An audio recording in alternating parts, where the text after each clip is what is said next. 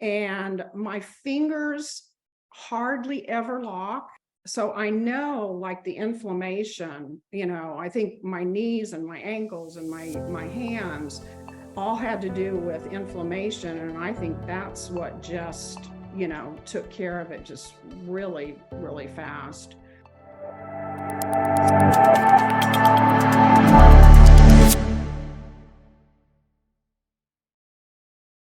Hey, Linda, thanks so much for coming to spend some time with me today.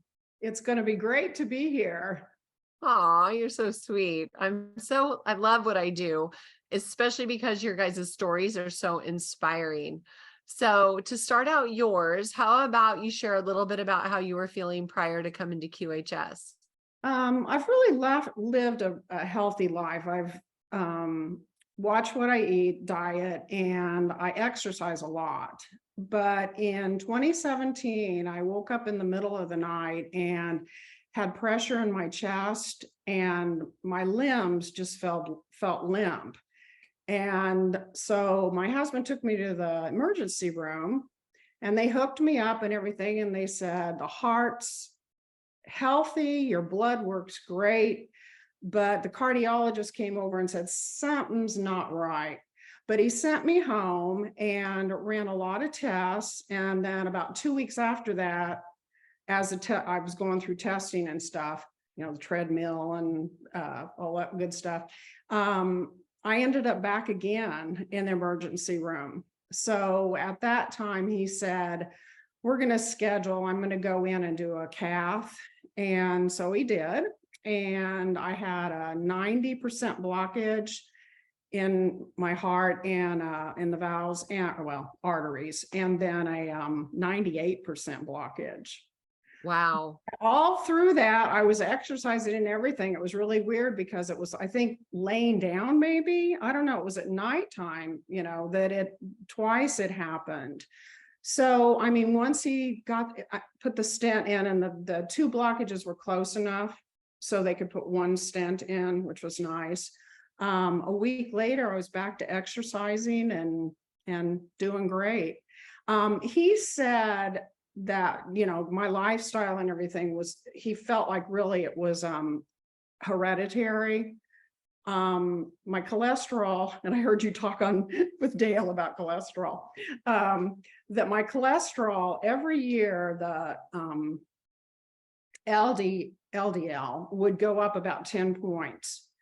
The triglycerides, the HDL, they were wonderful. And so I never got on any medication, which I'm glad, but it created that sticky blockage, I guess, in my heart. So he said that because I'd lived such a healthy life that, that helped, with the surgery, and that my heart was very strong. So really today, I don't have any issues with it. I was a year on blood thinners, and they still have me taking like a baby aspirin. And then I'm on a low dose of a statin, which I'd love to get off of, but I actually cut it in half myself because I have to go get blood work every 6 months. And this last time that I went, my cholesterol was so good that I confessed that I was cutting my prescription in half. And they said, that's fine, and I'm hoping I can get off of it completely, but it's just kind of scary. I do still have a 40% blockage, and that's kind of, I want to stay with kind of what the cardiologist says, but I only go back and see him once a year, and everything's great with that. The only other issue I had was with my age, I was starting to get a lot of, I think, arthritis in my knees and ankles, where I would come home and from exercising, not usually that day, but the next day when I woke up, I thought, oh, I need to put a little bit of inflammation cream, or I did sometimes wear a brace just to support like my ankle. Usually it was more my ankle and things, but it wasn't enough to keep me from exercising, but I knew it was kind of on, that it was getting a little bit worse. And then hands are probably the worst. I have 3 trigger fingers that will lock. And it's funny because they're the 2 middle fingers and then my 1 little pinky. And prior to getting the wave, they would lock to the point that sometimes it would take me like 30 minutes to get it unlocked. And I finally did go to a hand doctor, and he said it's arthritis, and it pushes that like knuckle, pushes it out of kind of alignment because of the inflammation and swelling that's around it. And that's what locks it up. So not really at this point anything that he was going to do about it, but and I'm not one to take medication unless I absolutely have to. So I just had dealt with it. So that was those are really the only, health issues. And I don't really consider my heart a health issue anymore, but once I got the device. And when was that, Linda? My husband and I, we signed up pretty quick. We signed up in April of 2022.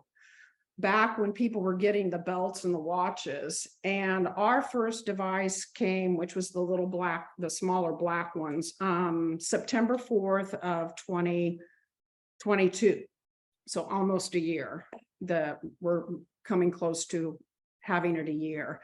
We upgraded to the big device, the black device, but actually it stopped working. But the 2 small ones, well, the 1 small one, and then I confiscated my husband's other small one because his larger black one is still working real well. And we happened to do the upgrade to the white ones. And also I did for the replacement right when the big influx came. So, we've got devices that are working now, but I'm so excited about the white device because I think it's going to do, I feel great with what it's done so far because I no longer have, I'm not going to say never any pain or soreness in my ankles or knees, but it's more of just a little bit of a soreness, not a lot of issue. And my fingers hardly ever lock. And if one of them locks, I can bend it right back up.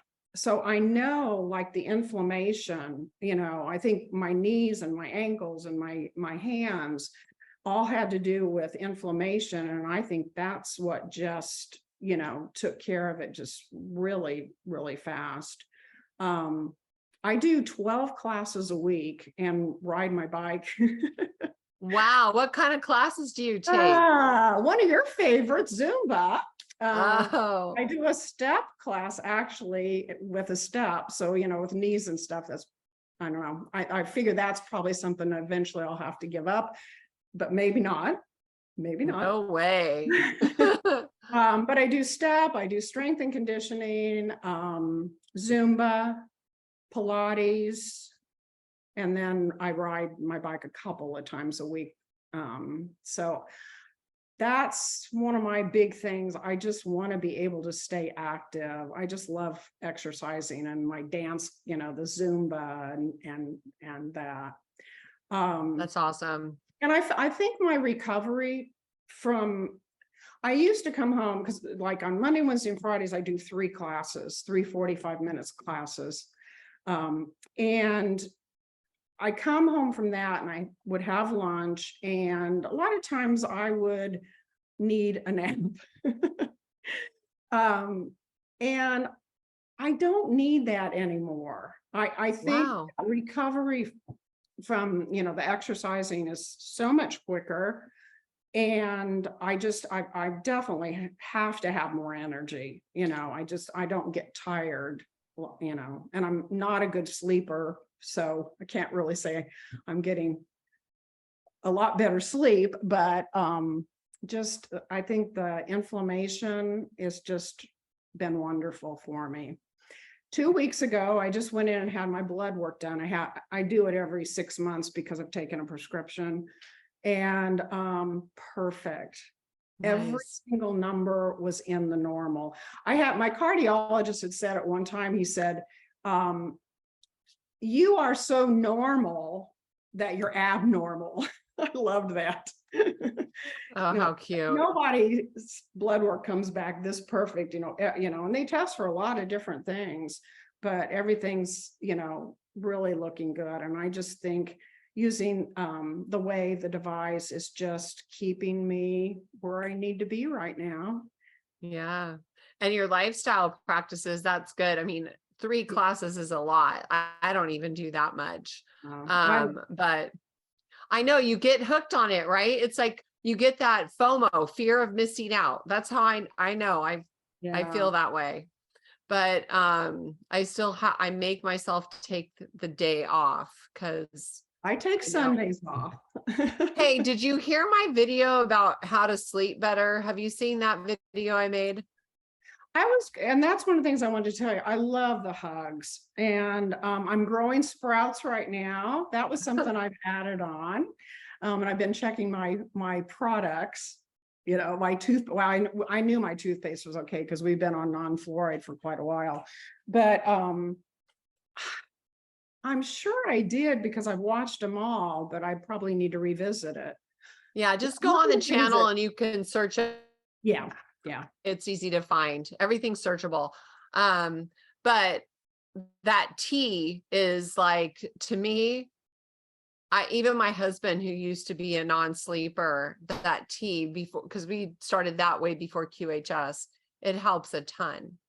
So I do remember that. I mean, I tried lots of different combinations of melatonin and stuff, but it seems like that almost does a reverse for me. It's like it does the opposite. It stimulates instead of calms me down. So that I'm hoping, no, it will. The white device is going to help me sleep better. And it's really weird because I don't wake up really exhausted, like, oh my gosh, I can't make it through the day. I can't get up. But it's like I sleep in, and maybe that's just my pattern. I sleep in 2-hour blocks, like 2 hours, I wake up, but I go back to sleep, another 2 hours, I wake up and dream. They talked about I have real vivid dreams now. And I wake up and I'm still in that dream, bizarre. And then I usually have a 3-hour block of time before then I finally get up. But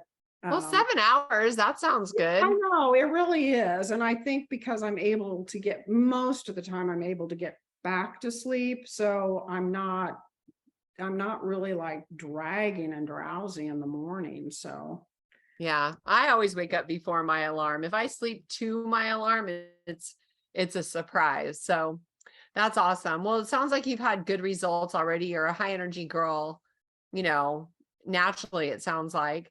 So, but pretty soon you're going to have a healthy 30-year-old body, and that means inside, outside, upside down. So what excites you about that with your do-over post Q-Arc? Well, I said I might have to give up step. That would be probably the first thing to go. And I'm thinking, I'm not going to have to give that up. I want to be able to continue with doing those activities because it's not just for the exercise. I really enjoy it. Growing up, I always wanted to take dance classes, and I don't know if I got a lot of coordination or not, but my mom, she was not into that. I had to do piano. And so I really think I would like to do some dance classes, like what kind? Salsa, maybe, not maybe ballroom dancing, maybe a little bit more modern kinds of dancing, or just fun dancing. I mean, I love my Zumba, but then I think it could go a step more, maybe. I don't know. There's a girl she goes to the twine calls, and I wish I could remember her name. It's on the tip of my tongue, but she does hip hop classes. And you know how during the twine calls, how sometimes they have really fun music. One day I just stood and watched her the whole time because I was just like, it was so entertaining. Well, is it one of the people that's on the twine calls? Yeah, she's there. Yeah, because you could see her video. I bet. Okay. I bet I know who it is. Yeah, it's so fun to watch. She's got all these moves, and I'm like, ooh, I want to take hip hop. Yeah, I think So, it'll be fun. so it you sounds like you might also be a humanitarian since you started in the beginning. Yes. And I can't say I've totally got my niche net yet. Um, I want to really get into organic gardening. We used to live in Indiana, and I had a beautiful garden there. And we came down here, coastal Alabama, and I tried for 4 years with no luck being able to do a garden. And I know it's a lot different, and I tried to listen to people and stuff, but then I just finally said, I'll give it up. Now I do flowers. I do lots of flowers, and I can do those, but the vegetables, I think it's just a different way of growing. And I know the season's different, but I found a lady that does classes. And so I want to get into the organic. It's not going to be huge. I mean, we've got about an acre property here, but get a start with that. And then I would say my passion, and I'm not sure what it's going to look like exactly yet, but it would have to do with kids. I was a school teacher for 31 years, and it was the smaller kids. And kind of the mental health and the physical health of kids really is disturbing to me right now with what's going on in the world and everything. And so there's something there that keeps that makes it, that I keep thinking about, that something's going to come before me, or that it's like, that's it. That's what I want to do. And I mean, we're involved with a couple of humanitarian projects, but not on, it's more the financial aspect of it, not exactly the work in Hands-on. progress and stuff. I volunteer at a food pantry, and I see the kind of food that we hand out. And the other thing is, I would love to be able to support families to be able to buy fruits and vegetables, organic or not, that can't afford it, but wish they could, they could eat that way. Because I think there's a lot of people that can't financially eat the way that they would really like to. So again, I'm not sure exactly how that's going to look. We did partner, our food pantry did partner with a grocery chain down here, I won't name it, that at one time was giving us a lot of their seconds on produce. And it was so nice to be able to pass that out. But so much of what we give is processed food. I mean, our pantry also does meat. But it's, the boxed and the canned, and I just would like to see more healthy choices for people that want those healthy choices. I think that's coming. I absolutely think that's coming for everybody. So, and it's also just the knowledge of the importance of fresh food versus boxed. A lot of people don't realize. I mean, I was one of those until I started studying nutrition in 2007. I used to give my kids kid cuisine, frozen this and nuggets and I mean, garbage. And then it's like, oh no. And I had to clean the slate and start again. So And I think the education is there too. But then I think if it could go hand in hand with the financial part of it, and the availability, a little bit more, the availability of it. Down here we have a lot of markets and stuff that are local, and during the seasons when when it's local, that you can get a lot of that, but it's expensive. I mean, it's more than the grocery stores, a lot of it. So, yeah. So Well, that's pretty, kind of it. It'll happen, and yes. something will. I mean, I even thought going into schools, but it's almost like it has to be the whole family, not just the kids. It helps with the kids. I have a granddaughter. I'm going to brag on her a minute. She's 14, and she checks labels. In fact, I'll ask her sometimes for things, but she checks labels. She will not drink any drinks if it has anything artificial or even any coloring, because Good. she knows that it's not good. I mean, she That's, really, and I'm not going to say she always eats wonderful, but at least that thing on her sports drinks and stuff like that, she really researches and looks at labels and things. So that's good, that's just great. How to did get she learn more that? information.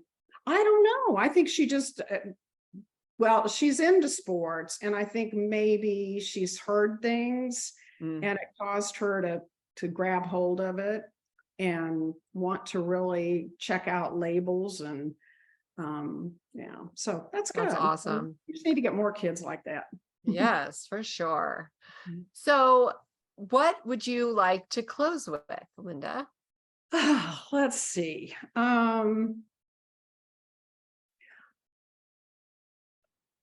I love what quantum healing system is doing, and I think it's going to be a real breakthrough for humanity and health. Hopefully, it helps also straighten out what's going on in the world. Maybe it's our piece. I loved what Alex said the other night. That don't listen to the garbage that's out there. Come here and get the truth about, and it's so nice to have this family of people that are like-minded, health, and believe in the frequency and what it can do and how we can shape our tomorrows and hopefully the future of our kids. Oh,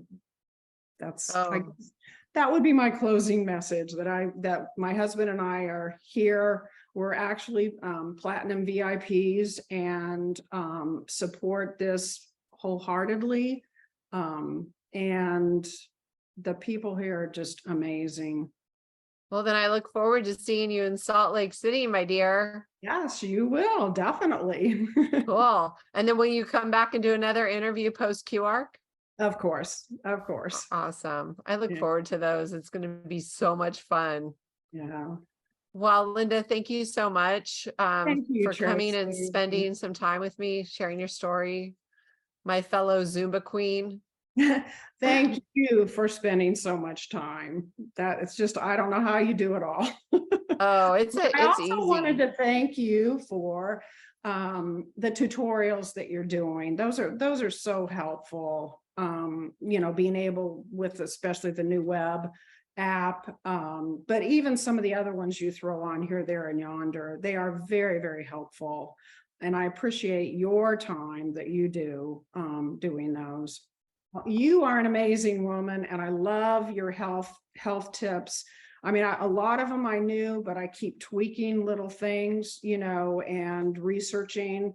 It puts that bug in my ear, and then I get on and I research things a little bit more. And I guess that's another thing that I'll say is I'm kind of a quiet backseat person, and I'm hoping that I keep getting more confident in being able to talk to people about all of this.